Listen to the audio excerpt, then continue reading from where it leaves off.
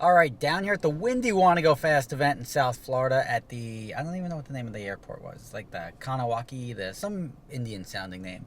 I didn't make it down here with my Supra. Tommy had my lug nuts, the guy who was going to tune it before it came down here to make sure it had 1,000 wheel horsepower. Couldn't tune it because I couldn't get the lug nuts off. Never happened. It got too close, and since I had nobody to race, figured I'd just borrow a car when I came down here.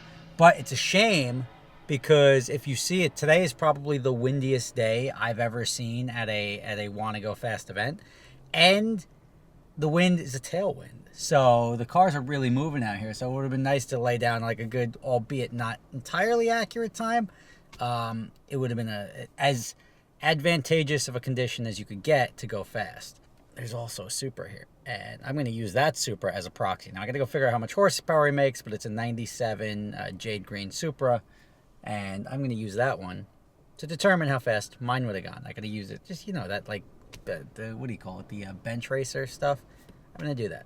All right, as I said, it was quite windy outside, so all the audio I did is like covered in wind noise, so I'm going to try to summarize the event. The event, obviously, you got everybody staging on the left, and then you have two options when you go up to the line. There's always two cars racing at the same time. You can either go straight right to the line, or you can go around through the burnout box to warm up the tires, and that's always a good time. Check this out. Take care.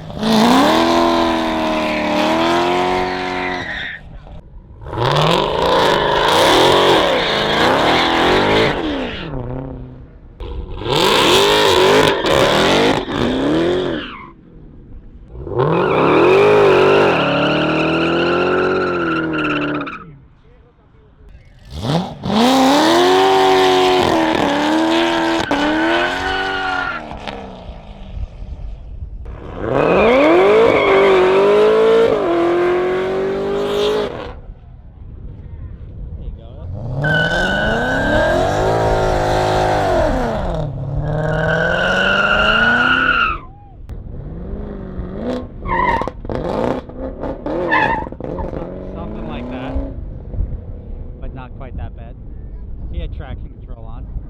Probably the wildest thing to happen all day was me watching, while the Supra was getting ready to the stage, a plane coming in for final approach. This is what I like to see. I like to see an airplane coming overhead to land on another runway while we're racing. So I got the GTR and a Corvette. And, yeah.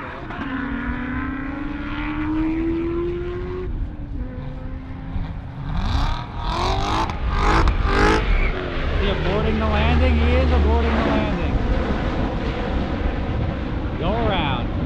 The more I was watching, the more I was like, wait, something's not looking right. Sure enough, pilot pulls out for a missed approach to, essentially, they call it a go around, because obviously it's like something's wrong, that you should not be landing. You gotta pull up, throttle on, go around, and come back and take another landing approach. However, when I did a little bit more research, I don't know what happened. I think that plane is supposed to be on the parallel runway over there. There was an adjacent runway that the pilot may have been able to land on, or would have been able to land on, but I think he was at the wrong airport, because he never came around and he never landed, and airplanes don't just stay up in the sky forever. And then when I went to the other side of the cars, it turns out there's not even a runway on the other side of where he was coming down, so he was 40 feet away from the ground. I mean, I don't want to make it overly dramatic, but it was 40 feet away from landing in a field, crash landing in a field. I don't know what happened. And when you're 40 feet off the ground, about to land on a bunch of cars in a non-runway, not a good look as a pilot. So if anyone has the air traffic logs between the plane and the tower, I'm really curious to hear what actually happened there. Usually pilots are pretty well disciplined that stuff like that just doesn't happen, but air accidents have been known to happen, and the fact that they almost caught one on video is pretty wild. Back to the racing. All right, I got the crew. Everybody wants to see it? Let's show it to you.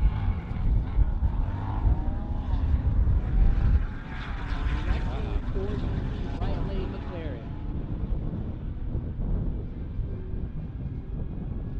They call it out.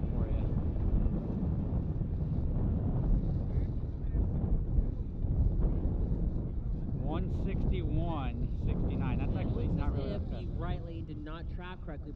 So my favorite cars of the event, obviously, were the Supra and the 3000 GT. The 3000 GT really surprised me, and it's like really throwing it back old school. The McLarens were killing it, but the McLarens, they would just keep lapping.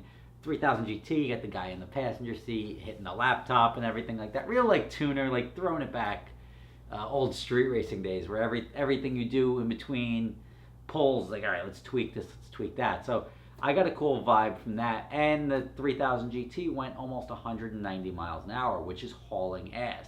The Supra was an 850 wheel horsepower E85 Supra. It's a Titan built stroker motor, a little smaller turbo than me, but at 850 horsepower, it gave me a good benchmark as to where I would be. And surprisingly, I'm pretty spot on to where I thought I would be, which would have been in the 180s somewhere.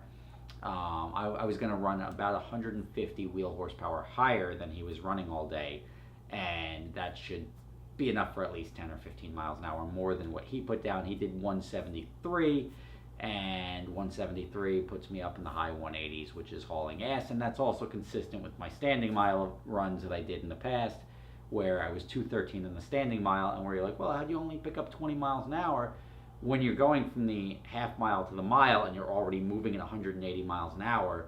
You're covering ground real quick. It's that top end acceleration, it's still there, but you're covering ground very quickly, so it's hard to make up that high end, the additional mile an hour up there. So I'm pretty confident. I know where the car would have been. I'll try to run it if there's a half mile event or something closer to New York in the spring, before the car goes up for sale. If not, then it'll always be the who knows what was going to lay down, and we'll always have to refer back to whatever next Supra I run, which will have similar horsepower.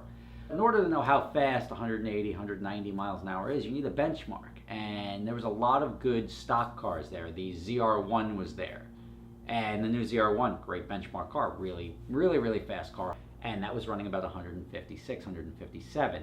Now, using that as a benchmark, you had the 488s also stock, running just over 160, the Ford GT running 161. You have the 458s running 155, 156. So they're all, even the Hellcats, not the Hellcat, the Demon was running in the 150s, the high 150s.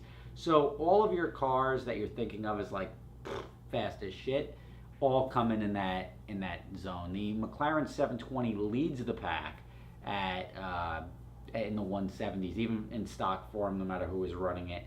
And then when you start tweaking them and bumping them up, I think one was going in the 180, high 180s or something like that. So you can make those cars really fast. They're the fastest straight line cars out there right now, which is the McLaren 720s. But to look at the 48s, 458s, Demons, and the McLarens, and see what these stock cars are putting down, the 01s, anything above 157, 155 is a fast car. And that's what we learned. So we had a good time over at the event. I hope you enjoyed. I'm sorry, like, even I've got the wind screens. I had every sort of wind mitigation microphone that was possible. And the fact that they still couldn't get very much usable audio at all just shows how helping and how strong that wind was all day. And that made for some good times, but also it made for some really crappy audio. Thanks for watching. See you tomorrow. For those of you not familiar with my other company, I started a company called Adventure Drives, which combines driving and bucket list travel. So it's a lot of fun. Our next trip is up to the Northern Lights in Iceland at the end of February. We're going to be doing snowmobiling on glaciers, off-roading, taking a dip in the Blue Lagoon, and drinking whiskey until we're silly. So that's going to be a lot of fun. After that, we're off to Europe for a trip in July.